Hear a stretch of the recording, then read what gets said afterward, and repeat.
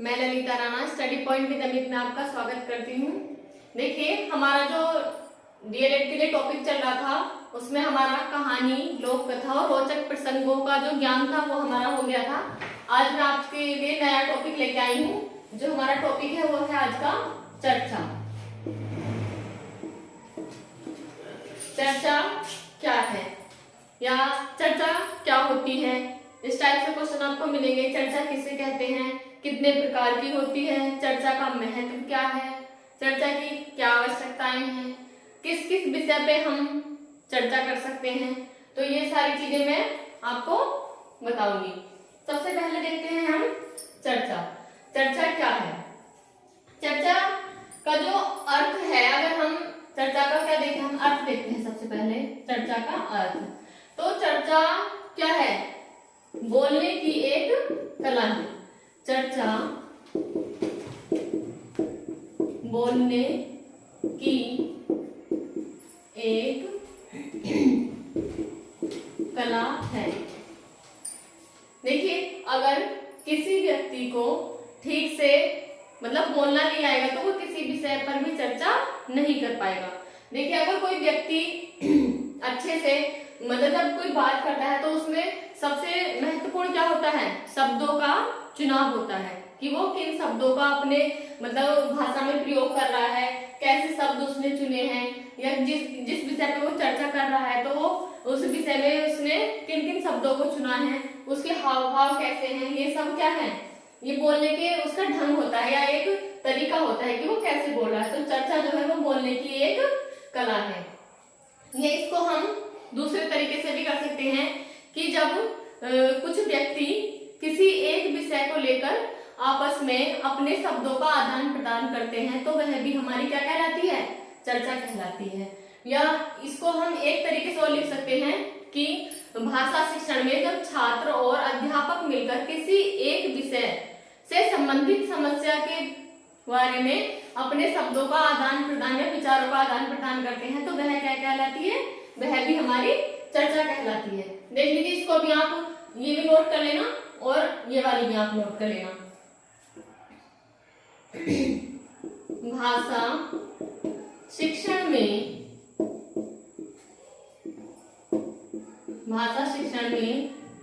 छात्र एवं अध्यापक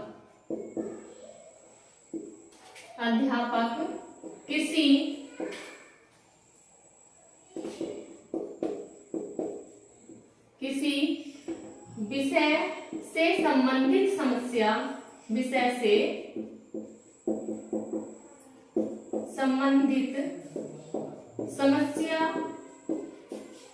के विषय में या उसके समाधान के लिए अपने विचारों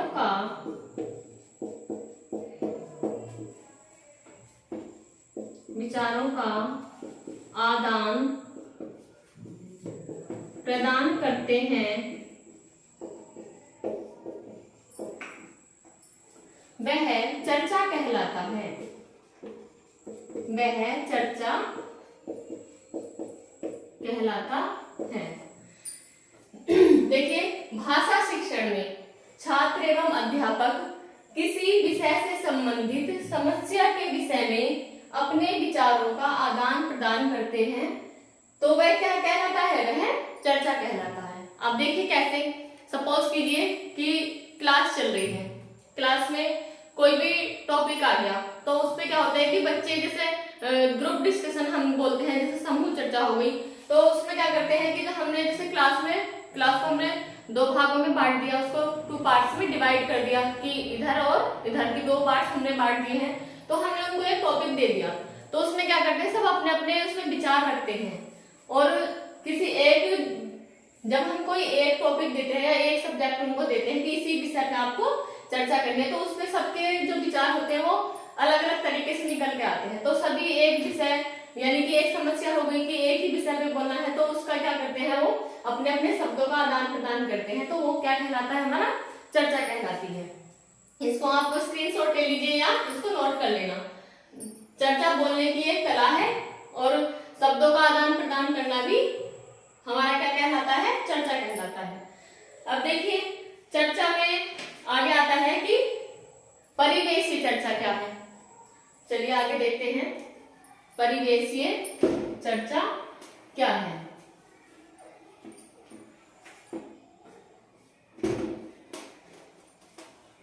देखिए जितना भी मैं आपको ये सेकंड सेमेस्टर के लिए पढ़ा रही हूँ वो मैं इम्पोर्टेंट पढ़ा रही हूँ, आपके एग्जाम आने को है, इसलिए प्लीज फोकस कीजिए और वीडियो को पूरा देखना ताकि आपको समझ में आए। क्योंकि आपने क्लास नहीं ली है तो कोशिश यही है कि मैं आपको यहाँ पे पूरा सिलेबस जब तक एग्जाम हो रिवाइज आपको करा दूं।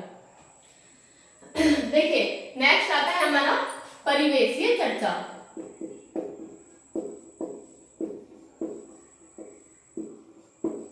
परिवेशीय चर्चा। अब देखिए इस परिवेशीय चर्चा को समझने से पहले हम क्या समझेंगे, इस परिवेश को समझेंगे कि परिवेश क्या है। अब देखिए परिवेश में हम अपने आप को भी रख सकते हैं, यानी कि स्वयं, आसपास, पेड़ पौधे, हवा, पानी, या हमारा जो सोसाइटी है, हमारी आसपास हमारे पड़ोसी हो गया, आस पड़ोस हो गया, या बाहरी जो वातावरण है वो सब क्या है, हमारा परिवेश है। और उस परिवेश के विषय में चर्चा करना ही हमारा क्या कहलाता है, परिवेशीय चर्चा कहलाता है। अब देखिए परिवेशीय चर्चा में हम क्या करते हैं, जब आता है कि परिवेशीय चर्चा किसे कहते हैं, तो अपने, इसको समझिए, अपने चारों ओर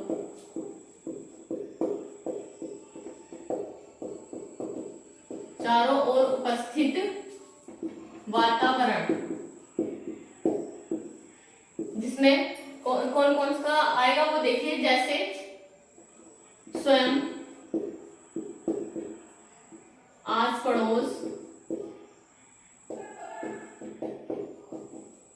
पड़ोस, पेड़ पौधे, हवा, पानी, समाज, परंपरा आदि के विषय में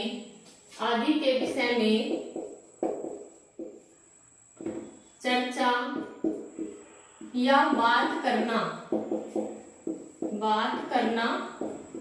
परिवेशीय चर्चा कहलाता है। परिवेशीय चर्चा कहलाता है।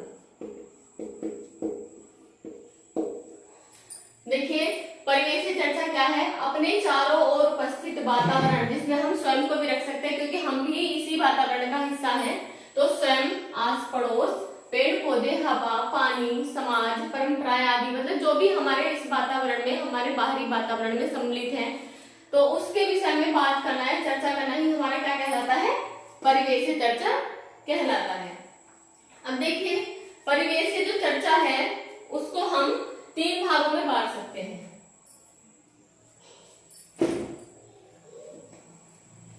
परिवेशीय चर्चा को हम 3 भागों में बांट सकते हैं। सबसे पहला है हमारा प्राकृतिक परिवेश, दूसरा है भौतिक परिवेश और तीसरा है हमारा सामाजिक परिवेश। सबसे पहला है हमारा प्राकृतिक परिवेश। प्राकृतिक परिवेश, दूसरा है हमारा भौतिक परिवेश, भौतिक परिवेश, और तीसरा है हमारा सामाजिक परिवेश।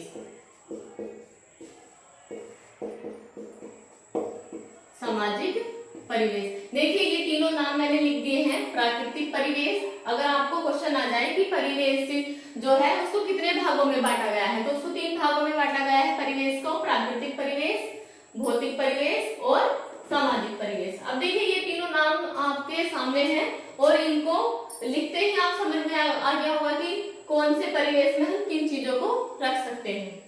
इसमें ज्यादा कुछ वो नहीं है कि आपको समझ में नहीं आएगा, बस ये नाम देख लीजिए, इनको देखते ही आप समझ गए होंगे। फिर भी मैं आपको डिफाइन करा देती हूँ। देखिए, जो हमारा प्राकृतिक परिवेश है उसमें हम पेड़ पौधे,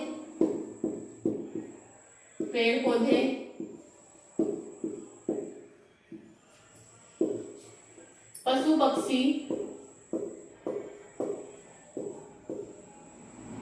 पक्षी, हवा, पानी,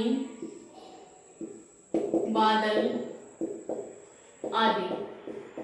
आदि के विषय में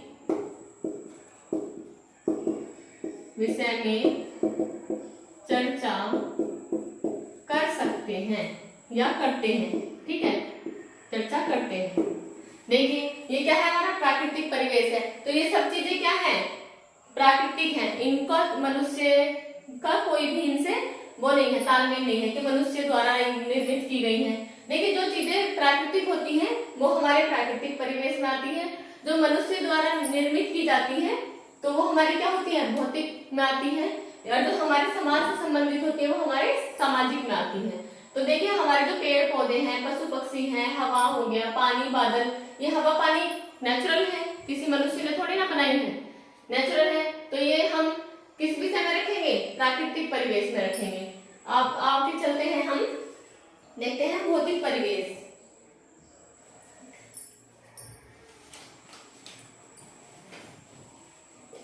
यार एक ये देखिए, प्राकृतिक परिवेश हो गया, फिर आता है हमारा भौतिक परिवेश। भौतिक परिवेश वो होता है जो मनुष्य द्वारा निर्मित किया हुआ है। जैसे कि वन है, तो वनों का निर्माण प्राकृतिक भी हुआ है और मानव निर्मित भी इसको कहते हैं ना। मानव निर्मित वन भी होते हैं जो मनुष्य द्वारा लगाए जाते हैं। जैसे बिजली है, तो बिजली को कौन बना रहा है, मनुष्य बना रहा है। ठीक है, बांध हो गए, ठीक है, और ऐसी बहुत सी चीजें हैं, जैसे सड़कें हैं, तो ये सब किस में आएंगे, हमारे भौतिक परिवेश में। जैसे कि चांद तारों के विषय में खगोलीय जो होते हैं तो वो अध्ययन करते हैं, तभी बताते हैं कौन सा ग्रह कहाँ है, किस दिशा में है। तो ये सब क्या है, भौतिक परिवेश में हमारा आएगा। तो इनके विषय में भी हम क्या कर सकते हैं, चर्चा कर सकते हैं। ठीक है, मैंने लिखा नहीं है, अब मैं बोल रही हूँ। आगे चलते हैं, सामाजिक परिवेश। देखिए, सामाजिक परिवेश में हम किस विषय पे चर्चा कर सकते हैं, जैसे हमारा आस पड़ोस हो गया, आस पड़ोस, और रीति रिवाज,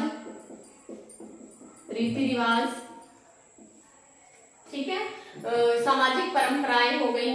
तो ये सब हमारे किस में आएंगी, समाज में आएंगी, सामाजिक परिवेश में। तो इस पे हम चर्चा कर सकते हैं। आगे चलते हैं हम, एक हमारा आता है कि चर्चा को कितने भागों में बांटा गया है। देखिए, ये तो हमारा परिवेश ये हो गया। चर्चा को कितने भागों में, तो चर्चा को हमने दो भागों में बांटा है, औपचारिक और अनौपचारिक।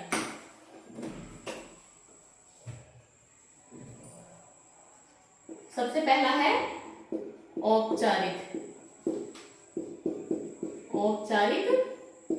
चर्चा, दूसरा है हमारा अनौपचारिक चर्चा।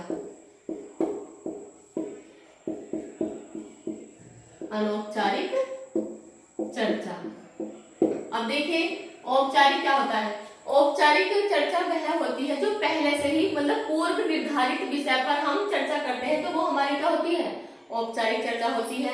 और अनौपचारिक चर्चा वो होती है जिसमें हम किसी एक विषय को या एक टॉपिक के विषय पकड़ के उसको हम चर्चा करते हैं। जैसे कि कोई एक टॉपिक, हमें क्लास में एक टॉपिक दे दिया टीचर ने कि इसके विषय में आप कुछ अपने शब्द प्रकट कीजिए या इस पे मतलब कुछ चर्चा कीजिए, तो वो हमारी किस में आएगी, अनौपचारिक चर्चा में आएगी। जो हमारे अध्यापक द्वारा कक्षा में जो अध्ययन के दौरान हमसे चर्चा कराई जाती है किसी एक विषय पर, वो हमारी क्या होती है, अनौपचारिक चर्चा होती है। आपका दूसरा जो टॉपिक आता है, चर्चा की आवश्यकता।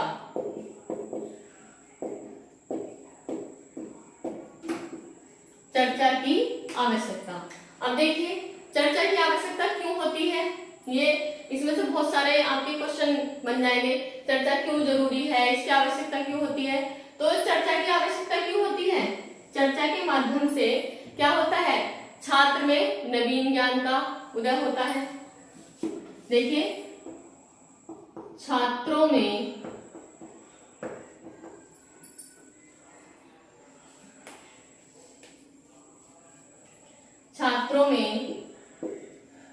नवीन ज्ञान का विकास होता है।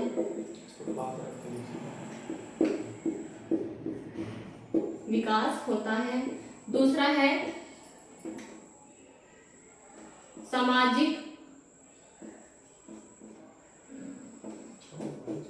सामाजिक मूल्यों का विकास। देखिए कैसे होगा, जब हम समाज से संबंधित कोई चर्चा करेंगे तो हमें क्या होगा, समाज से संबंधित उन विषयों का ज्ञान होगा जिनसे हम मतलब हमें जिनका पता नहीं है, तो हमें उन मूल्यों का भी हमारे अंदर क्या होगा, विकास होगा। हमें पता चलेगा कि हाँ हाँ ये चीजें हमारे समाज में हमारे लिए यूजफुल हैं। उसके बाद है हमारा जो हमारे नैतिक मूल्य हैं, नैतिक मूल्य कह लो या नैतिक गुण कह लो, नैतिक गुणों का विकास। ठीक है। उसके बाद आता है हमारा छात्रों का सामाजिकरण।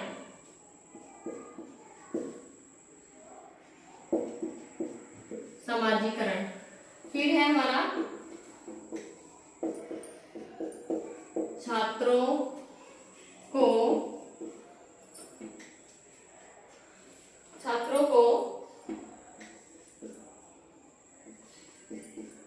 चर्चा का स्वयं अनुभव।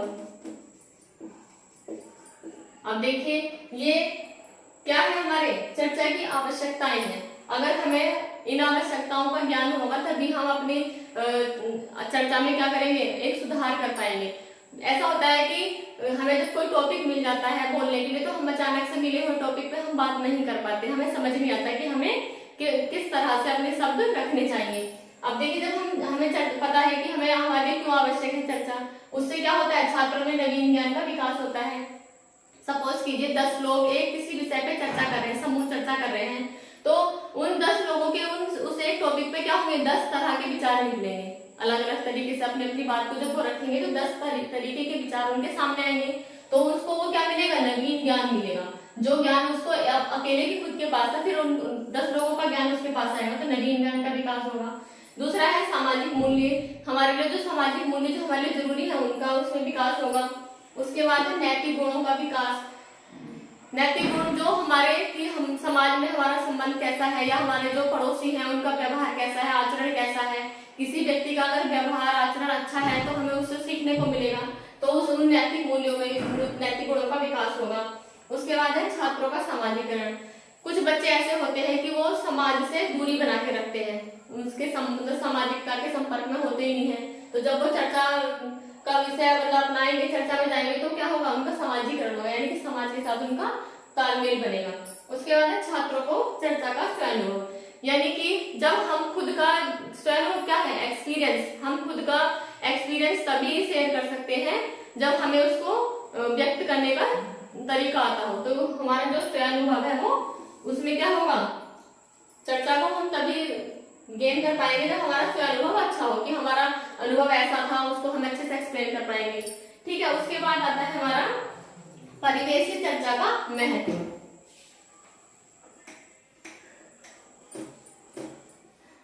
परिवेशीय चर्चा का महत्व, यानी कि जो चर्चा है वो हमारे लिए क्यों जरूरी है, उसका हमारे लिए क्या महत्व है।